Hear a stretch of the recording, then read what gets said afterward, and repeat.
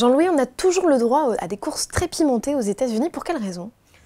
Je pense que c'est le circuit qui se prête en vérité à cela. Un circuit qui est assez différent de ce qu'on peut rencontrer normalement. Et puis parce qu'il y a quand même une ambiance, on est aux États-Unis, les Texans, contrairement à ce qu'on peut croire, sont très accueillants. Tout ça, ils font beaucoup pour les pilotes et pour les équipes. On sait très bien que Austin, on appelle Austin la bizarre, hein, rien à voir avec le reste du Texas. Et tout ça, ça fait que c'est toujours très sympa, au même titre que par exemple, on va à Monza, les tifosi sont là, voilà, il y a une ambiance.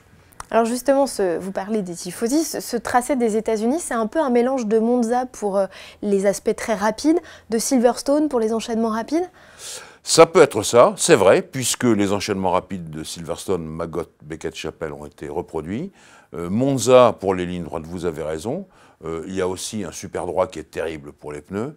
Mais j'ajouterais quand même que la particularité d'Austin, c'est quand même ce mur, après le départ, un mur, il faut quand même le dire, estimé par McLaren à 40 mètres, ça fait un immeuble de 12 étages. Hein. Ça fait quand même une grimpette assez impressionnante. Donc c'est ça qui fait le charme d'Austin.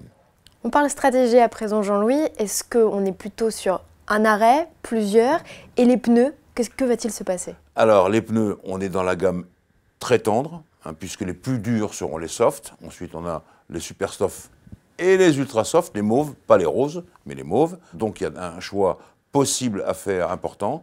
Je crois que généralement, la stratégie prévoit un arrêt, mais ça, c'est sans tenir compte de ce qui va se passer du point de vue de la météo. Mais la météo, on va en parler. Alors justement, parlons-en de cette météo. À l'heure où nous enregistrons, il pleut des trompes d'eau là-bas. Est-ce que ça peut mettre à mal l'organisation de ce Grand Prix des États-Unis? Alors déjà, je ne me souviens plus, mais c'est assez récent, il y avait eu un typhon. Hein. Ça avait drôlement perturbé le déroulement du Grand Prix, ou en tout cas des essais. Là, pour l'instant, ce qu'on a, c'est pluie importante vendredi, samedi.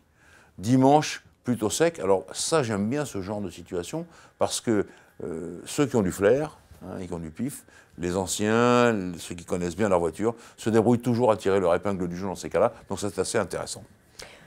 Jean-Louis, Austin, c'est un peu un tournant dans cette saison, puisqu'en fait, Lewis Hamilton pourrait être sacré si quoi? Eh bien, si la condition principale, c'est que les Mercedes, par exemple, fassent le doublé, un Hamilton, deux Bottas, auquel cas Vettel, troisième, eh bien, Hamilton est d'ores et déjà champion du monde. Alors, il y a deux aspects là-dedans. Déjà, toutes les solutions, on les donne là, sur ce tableau, hein, que nous a fait notre ami Irfan. Et puis, il y a quand même un aspect historique. Il faut bien le dire, hein, on s'attend à quelque chose de formidable. Vous vous rendez compte, si Hamilton est champion du monde, il rejoint Fangio. Là, on entre dans la légende. Au-dessus, il y a Michael Schumacher avec 7 titres, mais Fangio déjà 5 titres. Je me souviens que quand Alain Prost en avait gagné 4, c'était déjà vraiment un truc formidable. Et là, on arrive à 5 pour Hamilton, éventuellement à Austin. Donc je dis, là, on rentre avec un grand pas dans l'histoire. Je retiens un mot que vous venez de dire, Schumacher, et je voudrais vous parler de Mick Schumacher qui vient de remporter le titre en F3. Il est sur les traces de son père, clairement. Alors ça, c'est très difficile à dire. Il y a des internautes qui nous reprochent aussi de ne pas avoir parlé de Russell, par exemple. Mais moi, je suis toujours très prudent sur les jeunes. Non pas que je ne les aime pas, j'en ai vu débuter plein, et des très forts. Ce que je veux dire, c'est que j'attends qu'ils soient en F1, pour vraiment voir, lors des premiers essais et lors des premiers Grands Prix, les 3-4 premiers Grands Prix, on voit à peu près où on en est, ce qu'ils valent. Ça, c'est pour Russell, mais c'est également pour Mick Schumacher. Je vois qu'il a eu une progression soudaine, et donc j'attends de voir comment il peut appréhender cela, comment il sera en F2 éventuellement, et surtout dans les Grands Prix. Donc je ne m'emballe pas, je ne m'emballe jamais. Vous parliez de jeunes pilotes. Clairement, ils ont pris quasiment tous les baquets qui restaient. J'ai envie de vous parler d'Esteban Ocon. Le seul sort qui peut lui rester aujourd'hui, c'est être pilote de réserve chez Mercedes? Alors il y a ça, effectivement, pilote de réserve chez Mercedes, mais moi je pense qu'il y a toujours de l'espoir partout.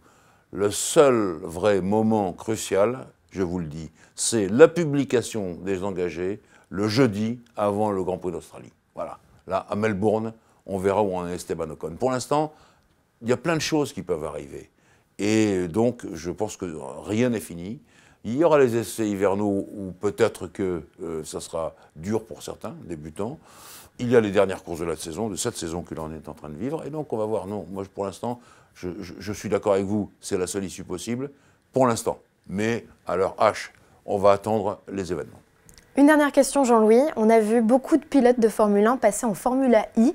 Est-ce que c'est finalement l'alternative la meilleure pour tous ceux qui n'ont pas de baquet Bien écoutez, pour les pilotes professionnels, ils continuent à piloter. Certes, ce ne sont pas des F1 de 1000 chevaux, on est bien d'accord. Mais les professionnels restent les professionnels et on peut compter sur eux. Ça, c'est une valorisation.